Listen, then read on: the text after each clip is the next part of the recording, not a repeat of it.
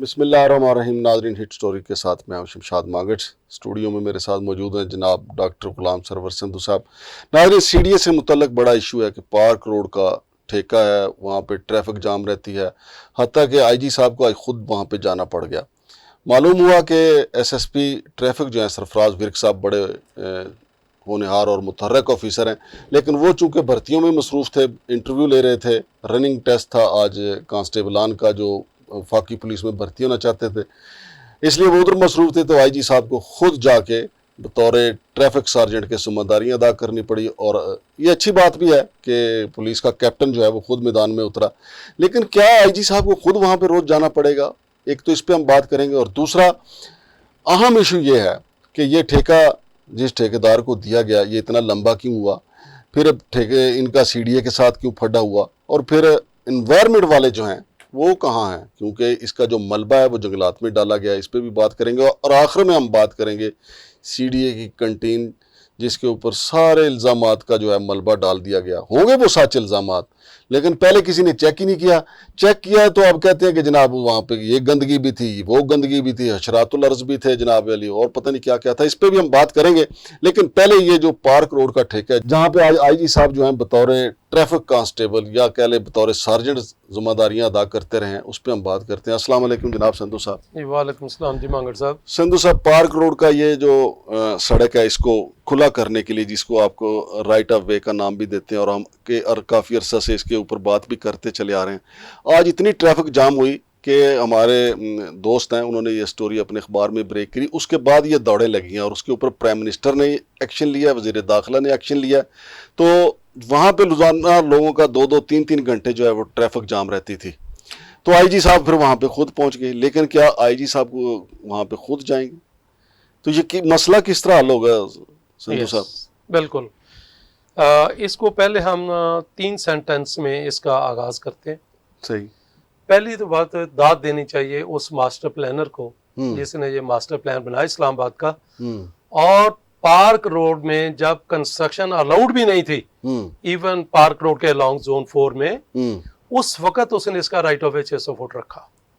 मतलब सही full time रखा कि ही वाज नोइंग कि जी इधर कंस्ट्रक्शन होनी है किसी स्टेज पे। सही। या दूसरे लफ्ज़ां च ਉਹਨੂੰ ਸਾਡੇ ਕੰਮਾਂ ਦਾ पता सी कि इस कौम ने काम करना की है। लक्षणों का पता सी। लक्षणों का पता सी, उसको दाद देनी चाहिए। दूसरी बात यह है कि मैं बार बार आपको कहता हूं कि ये ट्रैफिक मैनेजमेंट जो है ना, अर्बन मैनेजमेंट, ट्रैफिक मैनेजमेंट, ये एक इंडिपेंडेंट सब्जेक्ट है। आप कहते हैं कि मैंने स्पेशलिस्ट नहीं लगाना, मैंने टायर को पंक्चर लगाने वाले से ही ये काम करवाना है। बिल्कुल सही बात। तो आप ट्रैफिक मैनेजमेंट की जब बात करते हैं तो ट्रैफिक मैनेजमेंट में डिफरेंट सॉल्यूशंस आते हैं, जिसमें समटाइम्स आप ट्रैफिक सिग्नल्स लगाते हैं, समटाइम्स आप लेन मार्किंग से कंट्रोल करते हैं, समटाइम्स आप इसको कॉम्बिनेशन बन जाता है इसका। तो दूसरी बात ये कि आप सबसे अहम होता है कि आप देखते हैं यार इस रोड पे ट्रैफिक आ कितनी कर रही है। नहीं संधू साहब, हमारा सिस्टम हाथी बन गया, अभी सुआ मारना है फिर ही चलना है। देखिए ट्रैफिक तो जाम यहाँ पे कई दिनों से थी। हमारे दोस्त इफ्तिखार चौधरी साहब उन्होंने एक्सप्रेस में ये खबर ब्रेक की कि जी ये मनसूबा लटक गया है, तो आज दौड़े लगी हुई थी। सर मेरे भाई बाजेगा, हम तो सिर्फ फायर फाइटिंग में लगे हुए ना। हाँ जी। Management is something different, fire fighting is something different. हाँ बिल्कुल सही। अब बात ये कि एक तो मैं पहले कंस्ट्रक्शन, रोड कंस्ट्रक्शन पहले की बात करता हूँ आपको कि इस रोड को हमने कभी भी तरजीह नहीं दी। कहीं पे कहीं किसी स्टेज पे इधर राउंड अबाउट बना होता था, ट्रैफिक कम थी, हाँ जी, मैनेज हो रही थी, बिल्कुल सही। लेकिन हम जिस चीज को भूल रहे हैं वो चीज है कि इस रोड के लॉन्ग कंस्ट्रक्शन कितनी हुई है। बहुत ज्यादा हुई है सर जी। यूनिवर्सिटियां यहाँ बन गई, पीआरसी यहाँ पे है, यहाँ पे वो NIH आपका इनका illegal settlements, illegal commercial establishments, हाँ जी, और शादी हॉल्स, और दूसरा ये ओपन एरिया था जी सही है, जिसमें कंस्ट्रक्शन इतनी हो गई। तो सारी का लोड, जब मैं कहता हूं कि जो इलीगल कंस्ट्रक्शन है उसका लोड एग्जिस्टिंग इंफ्रास्ट्रक्चर पे आना है, and park road is one example. बिल्कुल सही बात। ठीक। जिस तरह हमने 11 की बात की थी कि उसका कब्रिस्तान भी सीढ़ियों की जमीनों पे बनने हैं। बिल्कुल सही बात। तो मेरे भाई मैं हमेशा कहता हूं कि जो इसको हम इग्नोर ना करें कि यार 10 घर बने 100 घर बन गए फिर क्या हुआ। नो, उसने जो पहले लीगल घर है उनका हिस्सा खाना है। हाँ रोड का भी, सेहत का भी, हाँ जी, एजुकेशन का भी, पानी का भी। हाँ जी। तो पार्क रोड इज फिर सीवरेज का दबाव भी आएगा। जी ऑफ कोर्स, हजरत इंसान ने सर खाना भी है हाँ और जी। निकालना भी है। हाँ जी, बिल्कुल सही मतलब बात। दो सिस्टम तो मौजूद है ना। हाँ जी, और यही दो सिस्टम जो है ये शहर की सस्टेनेबिलिटी जो होते हैं हाँ जी, उसके लिए जो जांचे जाते हैं। बिल्कुल। ठीक, अब बात एक तो पार्क रोड की ये बात होगी। अब हुआ ठेका। हाँ जी, देखिए ठेके का जब दिया जाता है तो इसमें 3 चीजें बहुत क्लियर होती हैं। Amount, institutional capacity for change in that amount, site clearance और सब कॉन्ट्रैक्टिंग की आपकी क्या लिमिट्स हैं। ये चीजें होती हैं। सही। अगर हम इसको देखते हैं, अगर ये टाइम लंबा हुआ तो अदारे का इस वक्त प्रोजेक्ट डायरेक्टर भी कोई ना कोई होगा जो इस प्रोजेक्ट को देख रहा होगा। जी बिल्कुल है। उसका क्या रोल रहा है कि भाई आपकी स्पीड से, जिसको हम कहते हैं, हमारा एक होता है costing and evaluation section, programming evaluation section, उसका काम ही बड़ी स्पेसिफिक ड्यूटी है उसकी कि जनाब उसने फिजिकल प्रोग्रेस और फाइनेंशियल प्रोग्रेस दोनों देखनी होती है। फंड तब एलोकेट होते हैं आगे आगे जाके। लेकिन ये 1.5 अरब का सर जी ठेका था, 6-7 किलोमीटर, तकरीबन पर किलोमीटर 20 करोड़ रुपए का ये ठेका था। और 20 करोड़ रुपए इतना बड़ी ह्यूज अमाउंट खर्च हो रही है, लेकिन ये मुकम्मल ही नहीं हो रहा सर जी। लोगों की गाड़ियां तबाह हो रही हैं, लोग बीमार हो रहे हैं, क्योंकि आपके सामने है कितनी गर्दो गुबार उड़ती है वहां पे, फिर ट्रैफिक जाम, गर्दो गुबार उड़ती है, घंटों के साथ से ट्रैफिक उधर हाँ जी बन रहती है। उसके आप देखें, आपके तेल के कंजम्पशन, आपके कार्बन एमिशन, आपका टेम्परेचर, ये तो बहुत सारी चीजें हैं। एक्चुअली हम तो अभी हवा को भी नहीं पहुंचे ना कि अर्बन लाइफ किसको कहते हैं। सही बात। तो मेरे भाई एक तो ये था कि प्रोजेक्ट डायरेक्टर का क्या रोल रहा इस दौरान कि जब प्रोजेक्ट अपने पेस पे नहीं चल रहा था, क्या हमारा जो प्रोग्रामिंग एवेल्युएशन सेक्शन है, क्या उसने फिजिकल और फाइनेंशियल प्रोग्रेस चेक की। फिर आगे अगर उसमें कोई एडिशन हुई है तो इसमें होता है कि 15% तक जो है ना वो अदारे के पास होता है कि जो PC1 अप्रूव हुआ है उसमें 15% तक वो एस्केलेशन या चेंज कर सकता है। तो क्या जो एडिशनल अमाउंट बनी क्या उस 15% में आती है? अगर नहीं है देन व्हाट्स द फोरम। तो अगर प्रोजेक्ट डिले हुआ तो ये सिर्फ फाइनेंशियल बर्डन नहीं है। तो किसको सजा मिलनी चाहिए? सबसे पहला कल्प्रेट इसका प्रोजेक्ट डायरेक्टर है। फिर वो लोग जिन्होंने इसकी फिजिकल और फाइनेंशियल प्रोग्रेस चेक करनी थी, उसका मकसद है कि साथ साथ मॉनिटरिंग हो रही होती है। लेकिन अगर हकैक पे जाएं, अगर इसके ऊपर इंक्वायरी हो, मुझे तो यकीन माने हो सकता है कि प्रोजेक्ट डायरेक्टर बड़ा ही मासूम निकले, क्योंकि हो सकता है उसकी हिम्मत ही ना हो कि जाके देखे तो सही। सर फिर वही पुरानी बात में थानेदार कोई और है तो फिर हम उसको थानेदार को क्या कहेंगे। लेकिन अब तो रंधावा साहब ट्राउजर पहन के खुद पहुंचे हुए थे, IG साहब उधर पहुंचे हुए थे। Sir fire fighting is not the solution. ये सारी कार्रवाई, मैंने बहुत दफा कहा है कि भट्ट साहब की नौकरी जो है ना ये आपकी एफिशिएंसी नहीं है। लेकिन ट्राउजर उन्होंने बहुत खूबसूरत किसी इंटरनेशनल कंपनी का पहना हुआ था। चलो अल्लाह ताला मुबारक करे। अब अगली बात जो है ना, जिस चीज को सीरियस नहीं लिया जा रहा, हम रिक्वेस्ट करते बार बार कि आज आप उस सड़क को 4 लेन्स ईच साइड बनाया और उस पर ट्रैफिक की हालत देखें मेरे भाई। आगे तो आपके पास एक्सपेंशन के अगर कोई 15-20 साल करनी है तो आगे तो स्मॉल टैंक्स वालों ने स्ट्रक्चर बना दिए हैं। हाँ जी, उसके ऊपर तो हम देखे पिछले 2 माह से हम लेकिन कोई बंदा उसका नोटिस नहीं ले रहा। हम किसी गलतफहमी में ना रहे। नहीं, नोटिस क्या लेना है, जिम्मेदारी नहीं ले रहा। BCS वाले कहते हैं हमारी जिम्मेदारी नहीं, एनवायरमेंट कहते हैं हमारी जिम्मेदारी नहीं। सर जी पहली बात मैंने आपको कही थी कि बड़ी 3 डिपार्टमेंट बड़ा क्लियर है कि without approval of planning wing structure नहीं बन सकते।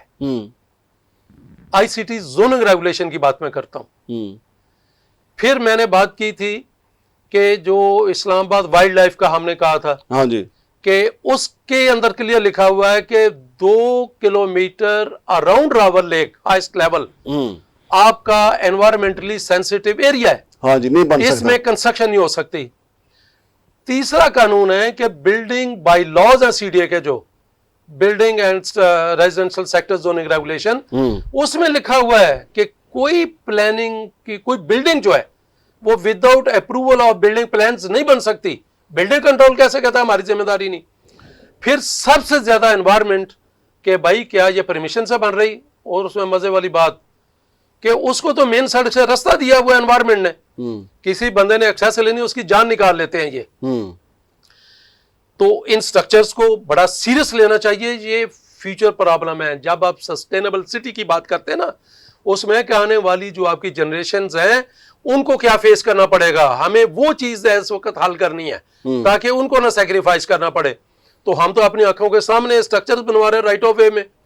फिर अगली बात, इस ट्रैफिक शहर, इस रोड पे ट्रैफिक जैम जो है ना, ये एक जगह पर ना ले, 7 जगह है जहां ट्रैफिक जैम होती है। इससे आप आगे चले जाएं तो जनाब आपको जो जेरी का वो वीजा सेंटर है, वहां भी ट्रैफिक जाम होती है, वहां ट्रैफिक जैम होती है। कभी चले जाना का 1 लेन या 1.5 लेन चल रही होती है। आगे आप यूनिवर्सिटी के हॉस्टल्स हैं, वहां पे जैम होती है, वहां से जैम होती है। आगे कॉम साइट्स है, उसके सामने जैम होती है। फिर त्रामणी चौक में जाके तो बिल्कुल ही गलत।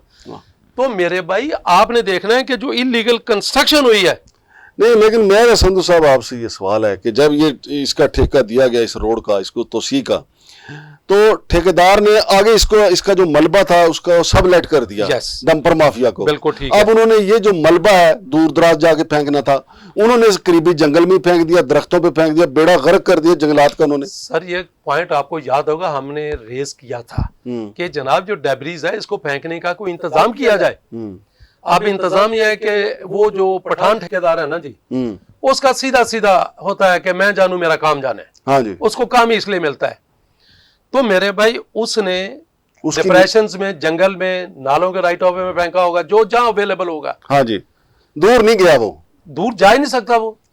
नहीं तो उसकी किसी के साथ गोटी फिट है ना एनवायरमेंट वालों के साथ। मैं आपको थोड़ा सा फिर वही कि मैं इस चीज को अक्सर अवॉइड करता हूँ। सर अवॉइड कैसे करें कि ये एनवायरमेंट वालों ने कहना था ना कि भाई इसको दूर जाके फेंके, पकड़ना था भाई। उनके माली, उनके मतलब कौन कौन से उधर लोग फिरते हैं जो फील्ड ड्यूटी में होते हैं, जिनके जिम्मेदारी सिर्फ ये है। पर्चे भी करवा सकते थे, वो पर्चे करवाते हैं जिसके ना मामलात हो। हाँ। तो मेरे भाई ये चीज आप देखिए जरा इसको। एक और मैं आपको बताऊं, इस रोड के साथ जो एक और बड़ी चीज हुई है कि एक यूनिवर्सिटी बनी है, वो जनाब राइट ऑफ वे के अंदर उसका पोजीशन दे दिया गया है। सही, वहां राइट ऑफ वे और तंग हो गया है। सही है। सो इसको मैनेजमेंट इसकी ये है। एक तो मैंने जैसे पहले कई और जगह पे हमने बात की कि भाई मेरे वहां पे बेशक 2 लेन चलती रखें आप, इस वक्त भी 4 में से अगर 2 पे काम हो रहा है 2 चलती रखें ऑन आइदर साइड। तो मेरे पास वहां ट्रैफिक पुलिस वाला हो, लेकिन इस तरह उसको मैनेज किया हो कि इस लेन से इधर ना आए, पीछे 4 लाइनें ना लगे, पीछे से 200-250 फुट आप उसको 2 लेन में कन्वर्ट करके लाएं ताकि वहां पे ट्रैफिक स्मूथली चलती रहे। अच्छा, और ये जो पॉइंट है कंजेशन पॉइंट सर, इधर ट्रैफिक पुलिस वाला लिफ्टर लेके और उन अदारों के खर्चे पे इस सड़क को राइट ऑफ वे वो क्लियर रखे, फिर ये ट्रैफिक किसी हद तक इस वक्त कंट्रोल हो सकती है। संधू साहब, इस प्रोग्राम के आखिर में हमने बात की थी कि हम जो सीडीए की कंटीन जिसको सील कर दिया गया, सील करने के बाद मनसूख कर दिया गया, ये बिल्कुल ऐसी है जब हमारी पुलिस को ये एक मुलजिम पकड़ती है ना तो पिछली सारी डकैतियां उस पर डाल देती है। तो वो कंटीन को पहले पकड़ा नहीं गया, अब कहा जा रहा है कि जी उसका जो पानी था उसमें पाखाने का बैक्टीरिया भी था, वो इतनी गंदी थी, वो फ्रिज उनकी इतनी गंदी थी। यानी अब जो केस बन सकता है, मुझे तो यकीन माने कि डर लगा कहीं 9 मई में उसका नाम ना डाल दें कि जी ये इसने उधर भी मुजाहरे किए थे और बाद में आगे कंटीन खोल ली थी। और अच्छा मज़े की बात यह है, मुझे पता ये चला है कि ये कंटीन तो मनसूख होगी, अब सीडीए कई कंटीनें खोलना चाहता है, मुख्तलिफ सीडीए के कई दफातर है ना, हर जगह पे कंटीनें खोलेगा तो जाहिर है उतने ज़्यादा लोग अकोमोडेट होंगे। फिर संधू साहब मुझे एक बात समझ नहीं आई कि फूड अथॉरिटी यहाँ इस्लामाबाद में काम कर रही है, सीडीए के जो सीनियर स्पेशल मजिस्ट्रेट हैं जनाब सरदार आसिफ साहब, बहुत अच्छे ऑफिसर हैं। सर जी जगह बागुजार कुरानी है, बुलाओ सरदार साहब नू। आपने जनाब अली किसी का कि ये दरख्त जो है टम्बर माफिया के खिलाफ एक्शन करना है, बुलाओ सरदार साहब नू। आपने ज़मीनों की डिमार्केशन करवानी है, बुलाओ सरदार साहब नू। आपने अपनी कंटीन जनाब अली सील करवानी है, बुलाओ सरदार साहब नू। तहजीब की जो इनका उसने चेक किया था एक दफ़ा, सरदार साहब ने उनको सील कर दिया था तहजीब को, इतनी उन्होंने जिरत का मुजाहरा किया था, बुलाओ सरदार साहब नू। तो सर फूड अथॉरिटी फिर कितने गई? यस, अब इस चीज़ की 3 डायमेंशन। एक तो सरदार आसिफ साहब चूंकि सीडी के मजिस्ट्रेट है, हाँ जी, स्पेशल मजिस्ट्रेट, हाँ तो उन्होंने एज लीगल कवर साथ जाना होता है। सही है, लेकिन दिस इज अनफॉर्चुनेट के ना इन्फोर्समेंट ना बाकी काम नहीं करते, हाँ जी। वो एज मतलब तो वो फिर आगे हो जाते हैं, He is a उनको brave man, कर दिया जाता है कर कि- दिया जाता है। हाँ जी, अब दूसरी बात है कि जो 9 मतलब जो कैंटीन पे वाटर सप्लाई में से सबको निकला है, क्या वो पानी घर से टूटी डाल के रहता है? सीडीए की लाइनों का पानी है वो। सीडीए को जवाब देना है कि वो वाटर सप्लाई जहां से आ रही है बाकी शहर को भी वही वाटर सप्लाई जा रही है। इसको आप ये ना कैंटीन तक पाइप आता है, वो पाइप वो है जो water supply line with in CDA office बिछी हुई है और बाकी शहर को भी वही जाती हैं। अगर मेरे भाई फुजला निकला है कैंटीन की वाटर सप्लाई लाइन से, तो ये तो वही वाटर सप्लाई लाइन जो पूरे सीडीए में है, और ये वही वाटर सप्लाई लाइन है जो सीडीए सेक्टर्स को जाती है। मगर तबाही तो फिर घर घर है। घर घर, मैं यही कह रहा हूं। और उस रिपोर्ट में लिखा हुआ है कि इस पानी की वजह से लीवर जो है लोगों का, जिगर मुतासर हुआ है, लोगों के फेफड़े मुतासर हुए हैं, लोगों का जनाब अली पता नहीं क्या से क्या मुतासर हुआ है। मेरे भाई एक तो बात 9 मई की आपने जो की है ना, ये 9 मई से इस्लामाबाद के लिए बड़ा है, इससे अपने सीडीए के लिए। मैंने पहले बात की थी, सबसे पहली जिम्मेदारी है जिस डायरेक्टोरेट ने ये कैंटीन ठेके पे दी, उसकी टर्म्स एंड कंडीशन में था कि उन्होंने बार बार इसको चेक करना है स्टैंडर्ड इसका। क्या किसी ने नहीं किया? आज किसी ने, लोगों ने शोर मचाया, मुलाजमीन ने, तो आज जाके चल पड़े हैं। नंबर 2 कि मेरे भाई जिन्होंने आप सैंपलिंग की है, चाहे इस्लामाबाद फूड अथॉरिटी है चाहे एचएस है, क्या इनके पास पहले ये इनकी ड्यूटी में शामिल नहीं था? पूरे इस्लामाबाद के रेस्टोरेंट्स की करते हैं। अगर 2 साल से फूड अथॉरिटी बनी तो फूड अथॉरिटी 2 साल से क्यों नहीं किया? उससे पहले एचएस करता था हमारा हेल्थ सर, उसने क्यों नहीं किया? फिर तीसरा कि भाई मेरे जो अगर ये वाटर सप्लाई में से स्पेशली जो कुछ निकला है, तो मेरा ख्याल है कि लिए कंटीन नहीं बंद करनी, वो सब वाटर सप्लाई लाइन सीडीए की है। तो वाटर सप्लाई लाइन वालों को उधर हाजिर किया जाए कि जनाब ये आपकी लाइनों में से ये निकल रहा है, बिल्कुल, और वही लाइन बाकी सीडी हेडक्वार्टर में चल रही है, वहीं से एक पाइप उसको दिया हुआ है, और वही लाइन सीडी सेक्टर्स में चल रही है।